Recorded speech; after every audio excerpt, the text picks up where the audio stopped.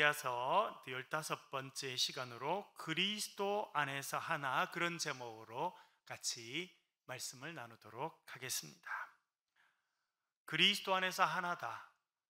갈라디아서 3장 28절의 말씀인데요. 먼저 27절, 28절 한번 읽어보겠습니다. 그리스도 예수 안에서라고 하는 제목을 제가 달아보았는데요.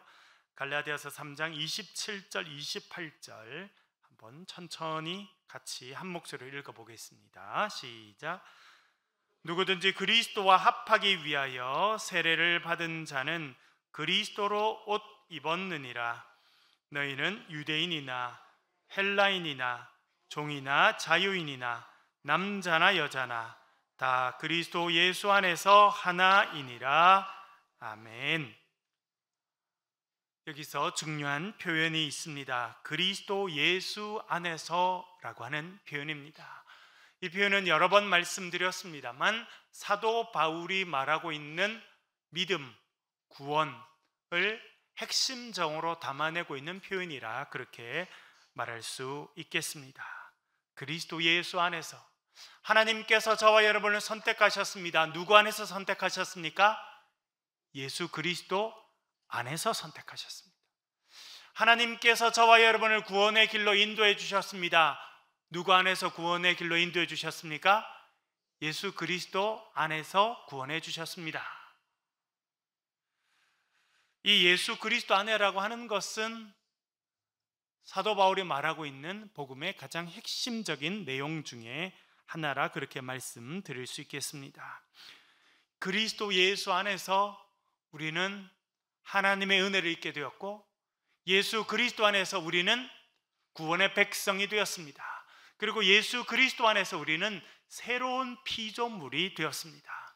우리 교회가 가장 중요한 표 말씀으로 삼고 있는 것이 고린도 후서 5장 17절입니다. 그런즉 누구든지 그리스도 안에 있으면 새로운 피조물이라. 이전 것은 지나갔으니 보라 새 것이 되었도다. 사도 바울이 선언하는 구원의 말씀이고 복음의 핵심적인 내용입니다. 거기에 그리스도 안에서라고 하는 표현이 나옵니다. 누구든지 그리스도 안에 있으면 이라고 말해주고 있습니다.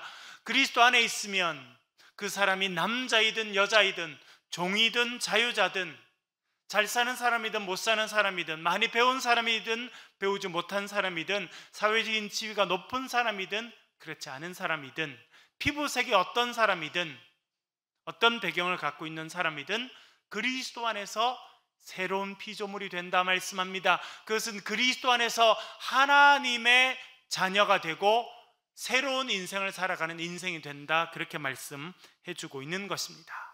사도 바울의 표현으로 그것을 다시 한번 생각하면 그리스도로 옷 입는다 라고 하는 표현입니다. 27절 지난 시간에 잠깐 살펴보았습니다만 그리스도와 합하여 세례를 받은 자는 그리스도로 옷 입었다 그렇게 말합니다. 여러분, 오늘 어떤 옷을 골라 입고 오셨습니까? 교회 나오시면서 잠잘 때 입는 옷을 그대로 입고 나오셨습니까? 그러진 않으셨죠. 옷을 우리가 하루에도 몇 번씩 갈아입습니다. 아침에 일어나면 잠잘 때 입던 옷을 벗고 활동하는 옷으로 갈아입습니다. 또 특별한 모임이 있거나 하게 되면 더 신경을 써서 옷을 갈아입게 됩니다. 옷 입는다고 하는 것은 우리의 매일의 삶에 이루어지는 일이지만 대단히 중요한 일입니다.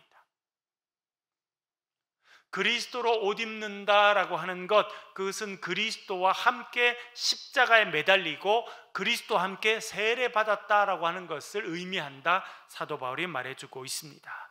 새 옷을 입는 것, 옷을 갈아입는 것, 여러분 우리의 삶에서도 옷을 갈아입는다라고 하는 것은 어떤 것을 상징합니까?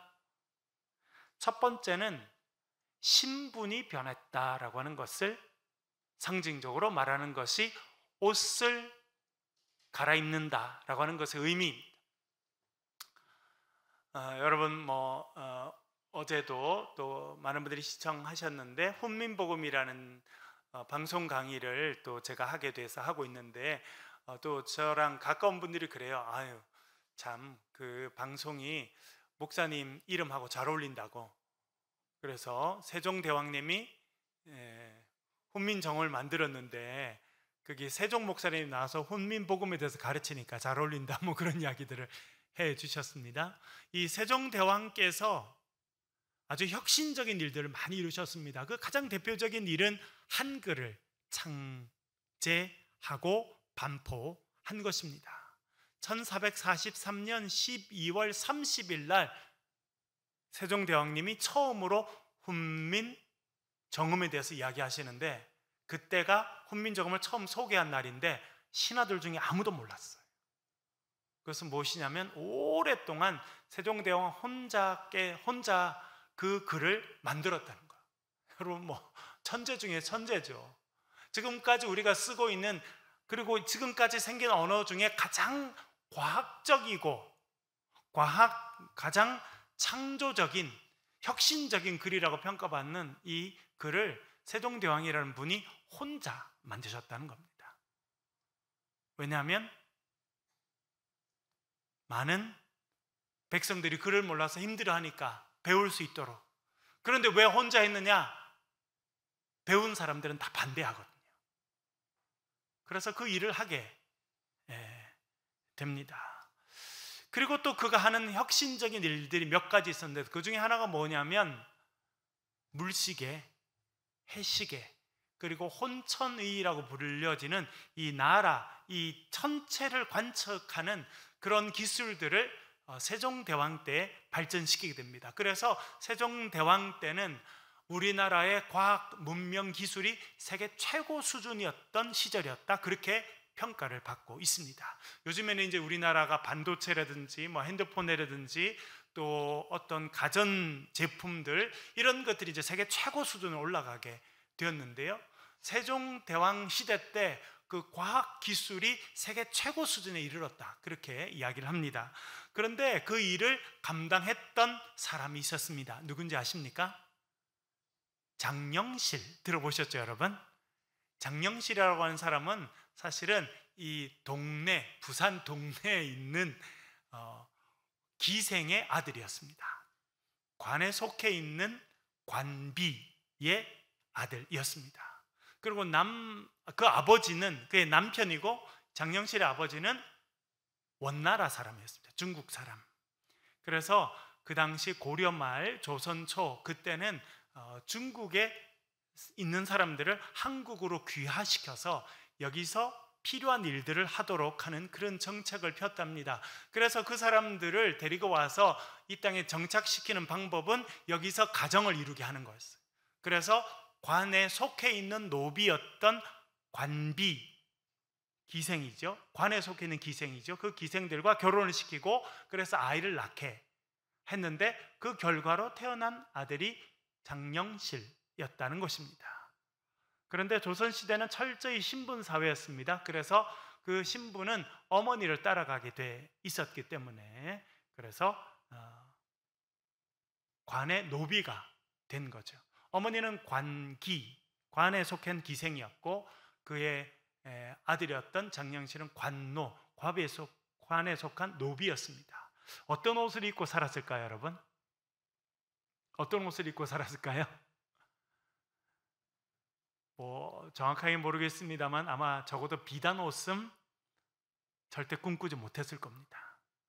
그렇죠? 비단 옷은 워낙 비싸니까 그렇고, 그리고 천민인 노비가 비단 옷을 입을 수는 없었을 것입니다. 그런데 그가 이제 세종대왕 시대 때 조선을 대표하는 최고의 과학자가 됩니다. 세종대왕이 그를 명나라에 유학시킵니다. 그래서 명나라의 앞선 그런 문물들을 보고 특별히 천체를 관측하는 그런 것들을 준비하도록 유학을 보내요.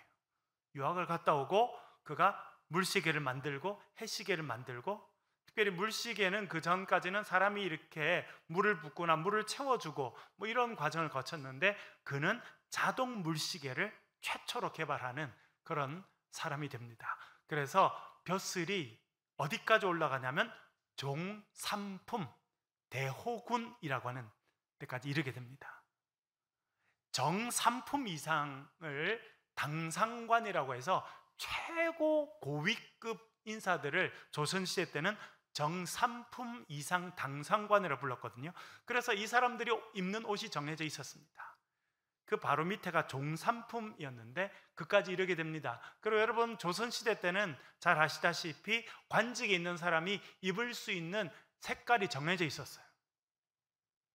그래서 그 옷을 딱 보면 아, 저분이 어느 정도 벼슬이 되는 사람이구나 하는 것을 알 수가 있었습니다.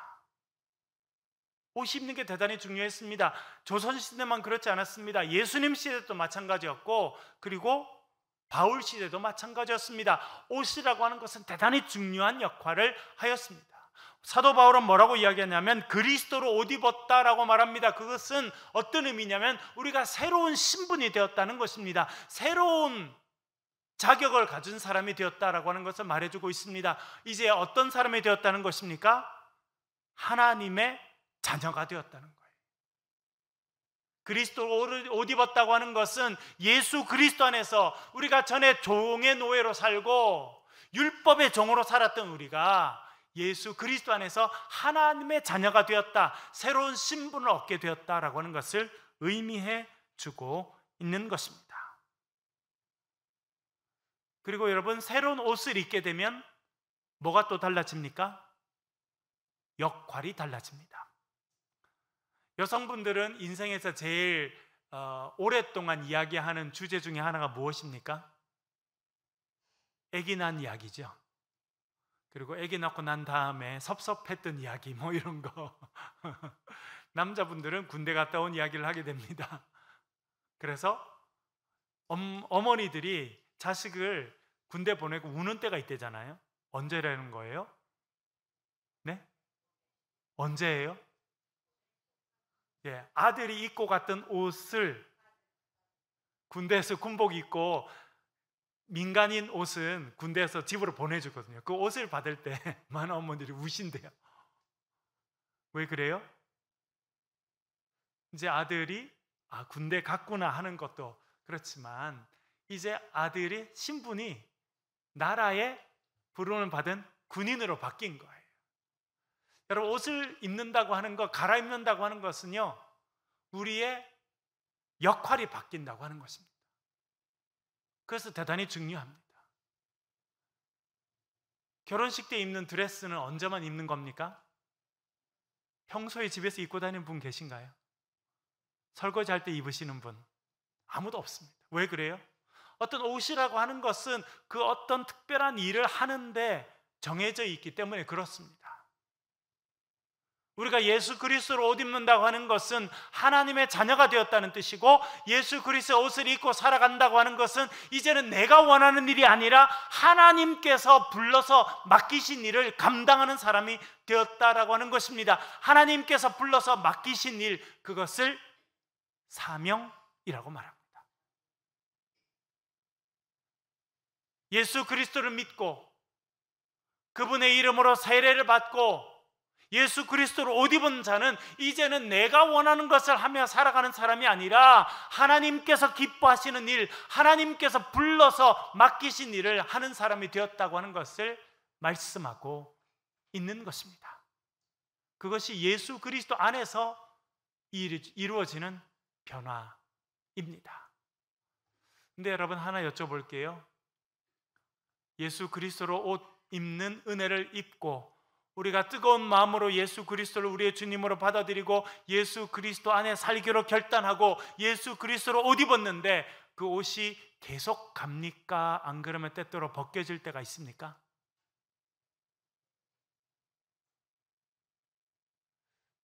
쉽지 않은 주제입니다만 우리가 때때로 그것을 벗을 때가 있어요.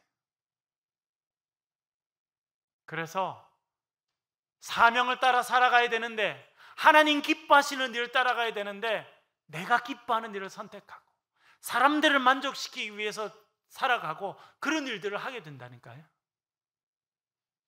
우리가 살펴보았습니다만 사도 바울이 끊임없이 이야기하는 것이 있습니다. 갈라디아서 1장 1절부터도 강조하는 것이 무엇입니까? 내가 사람의 뜻에 따라 된 것도 아니고 사람이 부탁해서 된 것도 아니고 사람이 시켜서도 된 것도 아니고 오직 예수 그리스도의 계시에 따라 하나님의 사람이 되었다라고 하는 것을 강조하고 있습니다. 여러분, 그것은요, 믿음의 사람이었던 바울도 끊임없이 고민하는 문제였습니다. 왜요?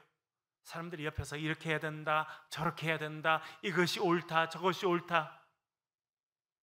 또 갈라디아서를 보면 갈라디아 교회 안에서도요, 사도 바울을 욕하고 사도 바울을 함부로 대하고 하는 사람들이 많았거든요.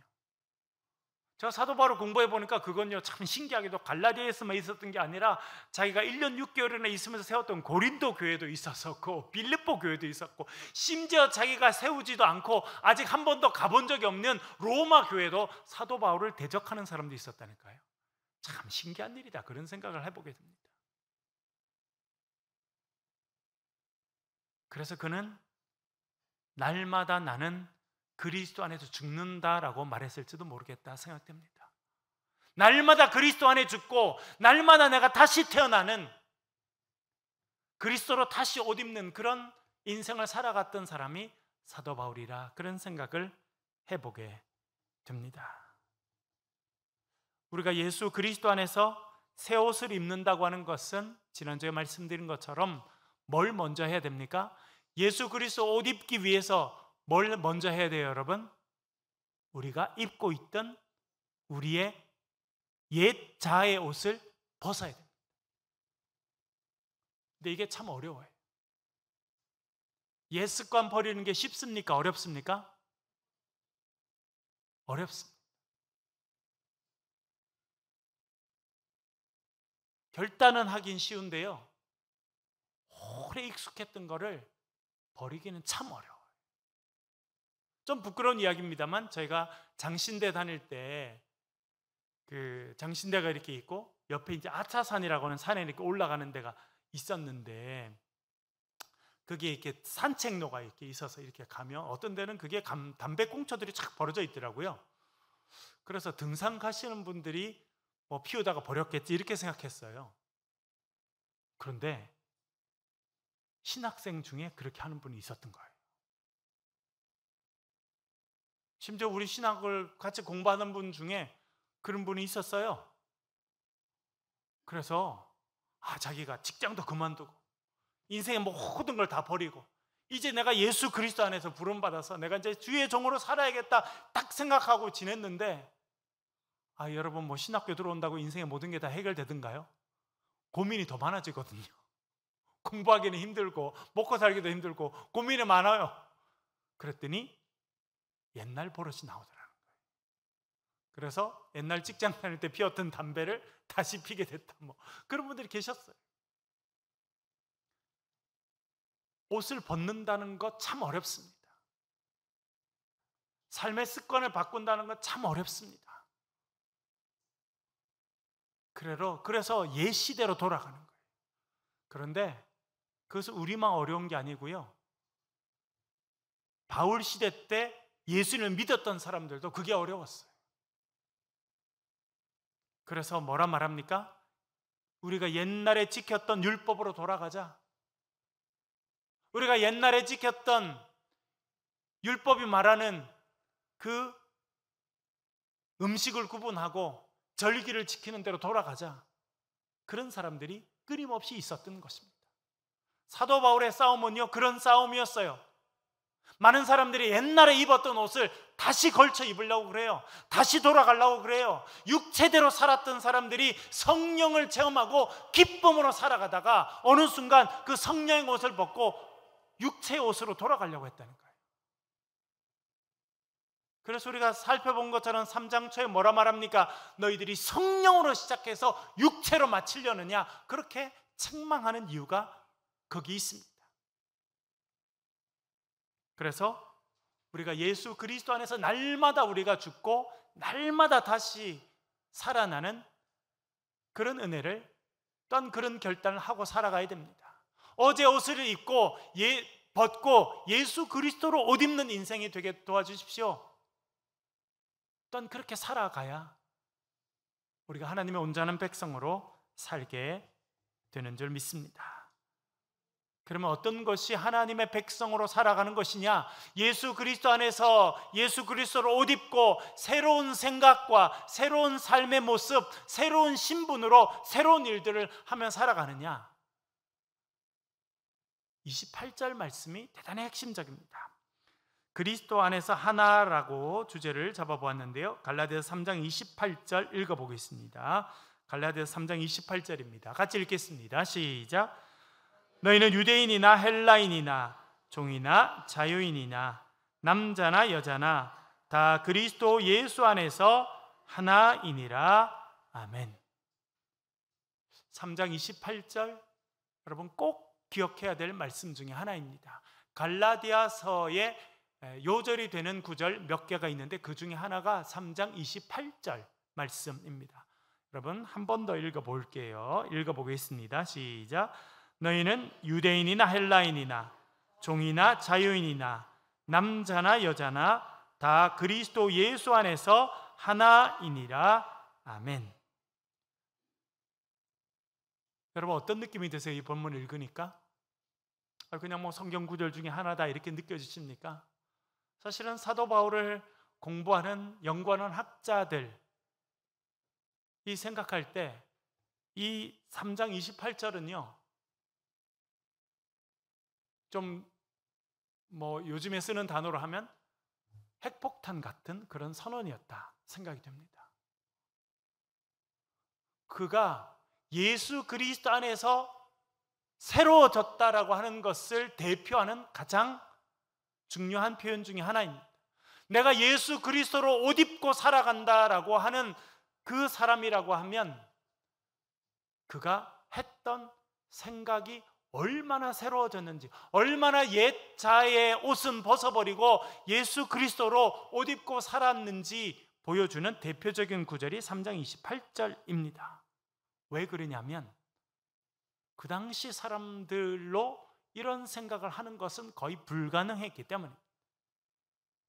왜 그렇습니까? 유대인이나 헬라인이나, 여러분 사도 바울도 유대인으로 성장했습니다. 어릴 땐 유대인으로 성장했습니다. 물론 그는 또 로마 시민권을 갖고 있었기 때문에 헬라 사회랑 잘 어울렸지만 어릴 때 유대인으로 성장했습니다. 여러분 유대인들과 헬라인들은 차별이 있습니까? 차별이 없습니까? 구분됩니까? 구분이 안 됩니까? 지금도 구분이 돼요. 제가 말씀드렸잖아요. 지난번에 제가 장신대 교수를 쓸 때도 유대인 교수 한 명이 오셨어요. 그 여자분은 아주 유명한 교수님이시고 남편은 상당한 지위에 있는 그런 분이셨는데 저희들이 모셔왔어요. 특강을, 학생들은 막 수백 명 이렇게 모이고 교수님들도 많이 모여서 특강을 들었는데 그분이 우리랑 같이 식사하시는데도 우리랑 같은 숟가락 젓가락 안 쓰시더라니까요. 자기 거 들고 다녀요. 자기 걸 꺼냈어요.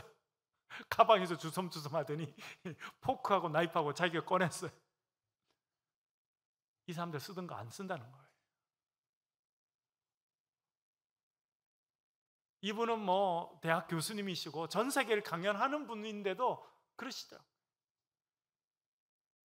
유대인들과 헬라인들은 완전히 달랐습니다. 유대인들은 로마 시대 때 유대인들은요 사실은 특권을 좀 누리게 됩니다. 왜냐하니까 어떤 특권을 누리게 되냐면 여러분 바울이 사실은 이 교회를 세운 많은 곳은 로마의 핵심 도시입니다. 예를 들어 고린도 할 때도 제가 말씀을 드렸습니다만 고린도를 학자들이 이렇게 연구를 해보고 고고학을 발굴해보니까 고린도에만요 신전이 21개가 있었어요. 신전이 21개. 그리고 에베소에도 교회를 세워서 나중에 에베소서를 보내게 되잖아요. 여러분 에베소 가보면 세계에서 가장 큰 신전이 거기 있었습니다. 그러니까 이 바울이 있던 때는 신전, 유명한 도시는 엄청난 신전이 있었어요. 거기서 사람들이 가서 절을 하고 우상을 섬기고 그렇게 하고 지냈습니다. 그리고 그 중에 뭐가 이루어졌냐면 로마 황제 숭배가 이루어지게 됩니다. 로마 황제는요 죽고 나면 신이 됩니다. 그래서 그 다음 황제가 나는 누구의 아들이라고 말할 수 있어요? 신의 아들인 거죠.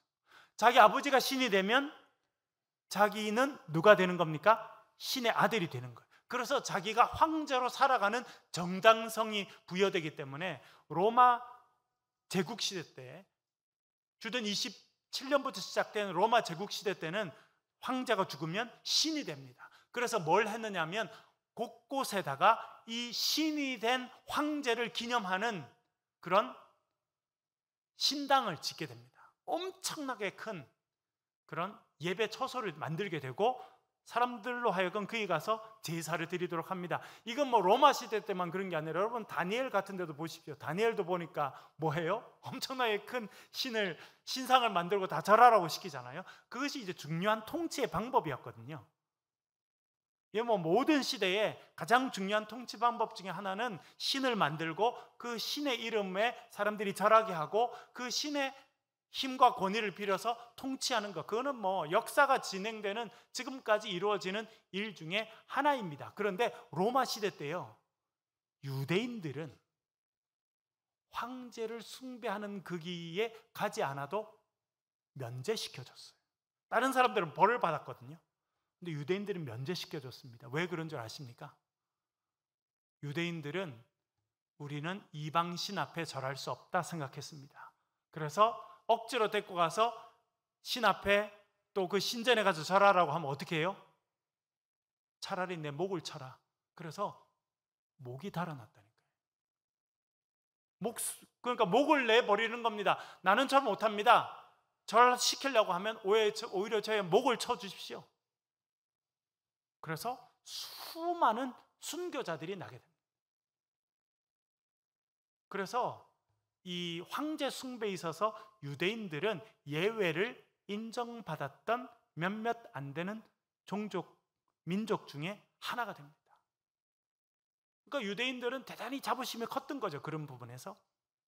그래서 이방신을 섬기는 그런 헬라인들과 유대인들은 완전히 다르다고 생각했습니다. 그리고 또 유대인들은 뭐가 달랐습니까? 특별히 남자들은 뭐가 달랐어요? 할례를 받았잖아요. 그래서 보면 벌써 달랐습니다. 로마 시대 때 남자들이 사회생활을 하기 위해서는 많은 경우 목욕탕에서 이루어졌거든요.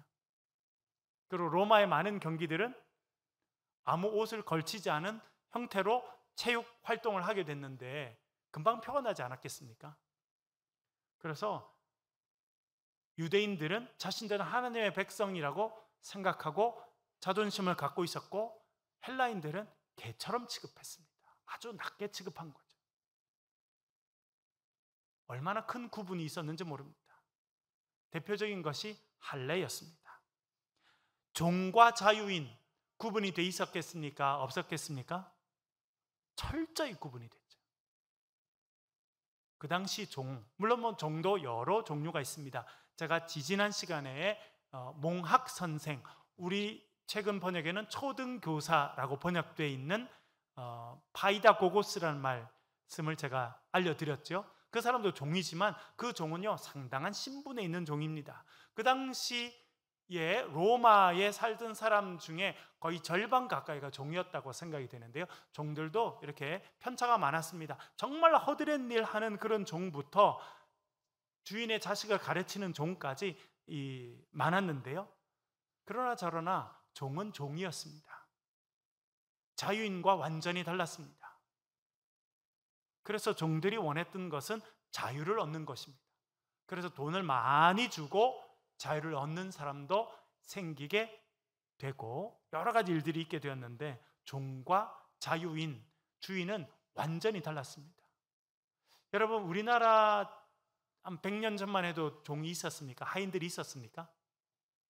심지어 제가 지난번에 어디 신방을 갔더니 그 어르신은 그러시더라고요. 목사님, 사실은 제가 어릴 때는 뭐 하인, 뭐 종 이런 개념은 없었지만 저희 집에도 그렇게 일하는 분이 있어서 제가 어릴 때도 그 사람들한테는 말을 놓고 지냈습니다. 그렇게 이야기하시더라고요.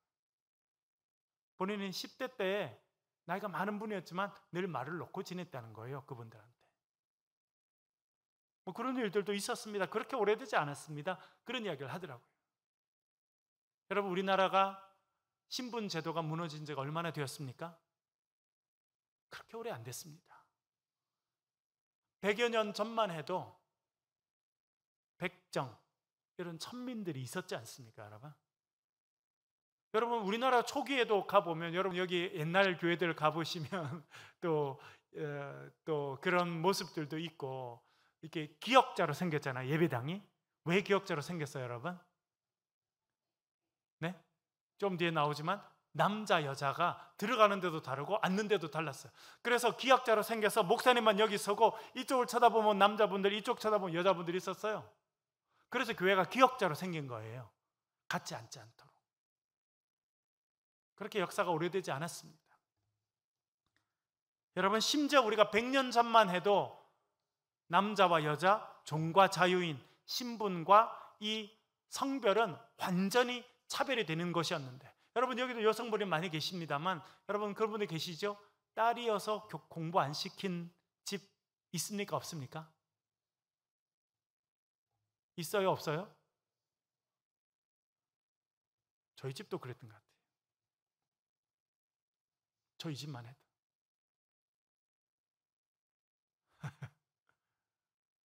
별로 그렇게 오래 안 됐어요. 차별이 심했어요. 그런데 여러분, 지금부터 2000년 전에 사도 바울이 뭐라 말합니까? 유대인이나 헬라인이나 종이나 자유인이나 남자나 여자나 다 그리스도 예수 안에서 하나이니라. 구분은 됩니다. 그러나 차별하진 않는다는 거예요. 남자 여자 구분이 됩니까? 안 됩니까? 그걸 안 하면 큰일이에요. 그렇잖아요, 여러분. 남자는 남자의 특징을 갖고 있고 여자는 여자의 특징을 갖고 있습니다. 헬라인은 헬라인의 특징을 갖고 있고 유대인은 유대인의 특징을 갖고 있습니다. 그것이 잘못된 것도 아니고 하나님 허락하신 거예요. 그것은 인정합니다. 다르다는 것은 인정하지만 그걸로 인해서 차별하진 않는다는 겁니다. 그런데 사도 바울 때에 그걸로 인해서 차별받는 것은 당연했습니까? 당연하지 않았습니까? 당연했죠. 좀 송구한 표현이지만 젊은이들이 헬조선이라는 단어를 최근에도 많이 썼습니다. 왜 그렇습니까? 부모 잘 만나면 자식들이 대학도 들어가고 취직도 하고 하는 그런 일들이 최근까지도 일부지만, 정말 일부지만 있지 않아요, 여러분?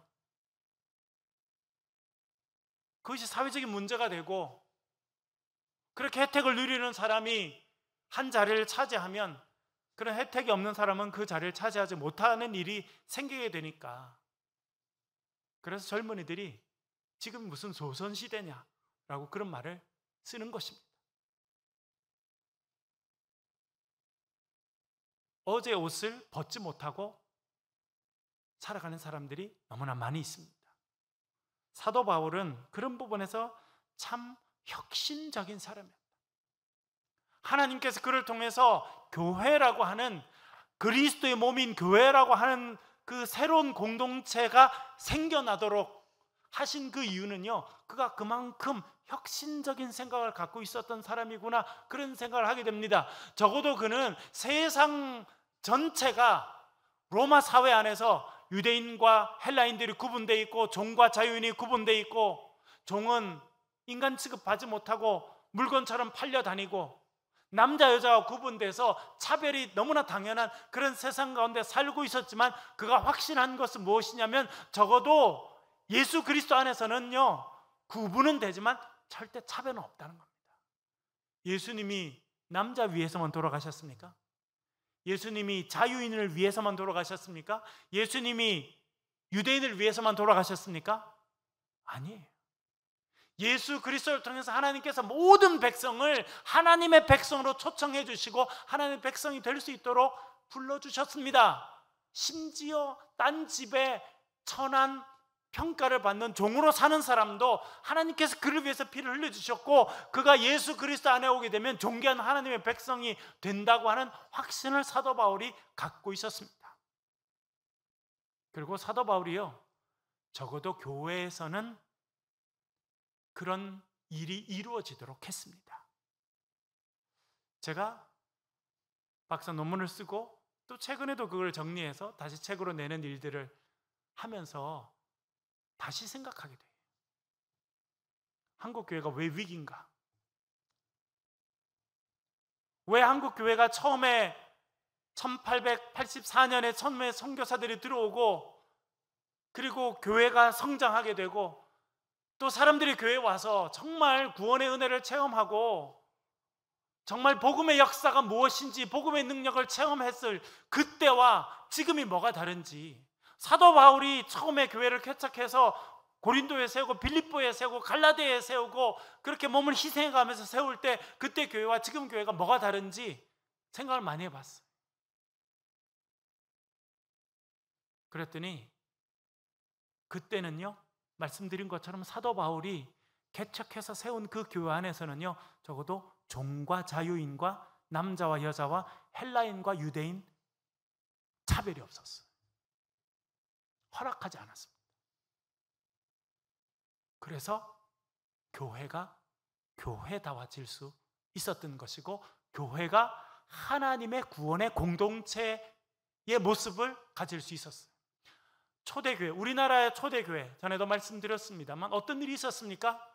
조선 신분사회, 목숨을 내놔도 바꿔질 수 없는 그 신분사회에 무거운 짐을 갖고 살았는데, 초대교회에서는 백정과 양반이 같이 예배드렸어요. 전라도 김제에서는 자기 집의 하인이 너무 열심히 해요. 그래서 결국 어떻게 했나요? 그게 주인이 자기 집에 있는 하인을 평양신학교에 보내서 전도사님으로 공부를 다 하니까 본인이 자기 교회로 모셔서 그분이 목회자가 되고 그분은 장로로 평생 섬겼어요. 그런 일이 있었어요.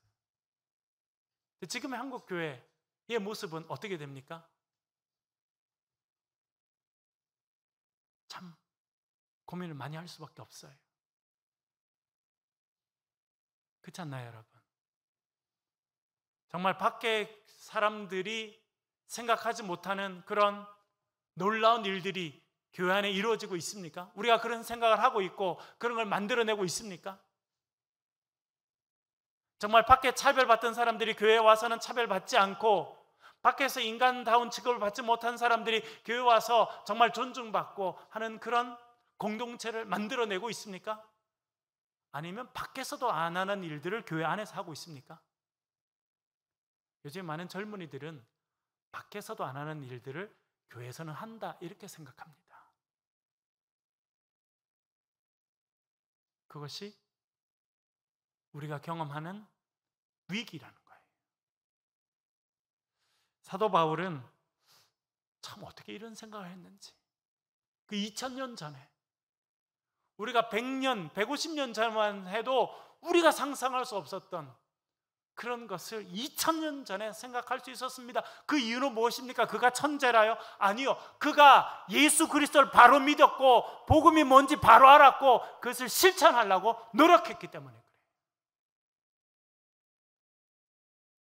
여러분, 우리가 예수 그리스도를 온전히 잘 믿는 그런 사람들로 살아갈 수 있기를 간절히 바랍니다.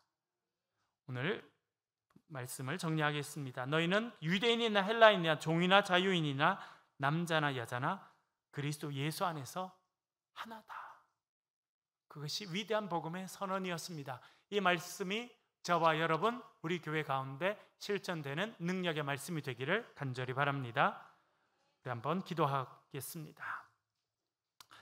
아버지 하나님, 저희들에게 예수 그리스도의 옷을 날마다 입혀주시고 세상의 차별적인 언어와 차별적인 생각들, 옛시대에 묶여있는 생각들을 그대로 가지고 나와서 신앙생활하는 그런 모습으로 있지 않게 하시고, 날마다 나의 어제의 모습을 내려놓고 나의 생각들을 내려놓고 예수 그리스도로 옷 입고 그리스도 안에서 새로운 피조물이 되는 그런 은혜를 허락해달라고 이 시간 소리를 내서 같이 한번 기도하겠습니다. 우리 가정과 자녀들과 우리 교회를 위해서, 이 나라 민족과 특별히 코로나로 인해서 어려움 당하는 나라를 위해서 소리를 내서 같이 한번 기도하겠습니다. 기도하십시오.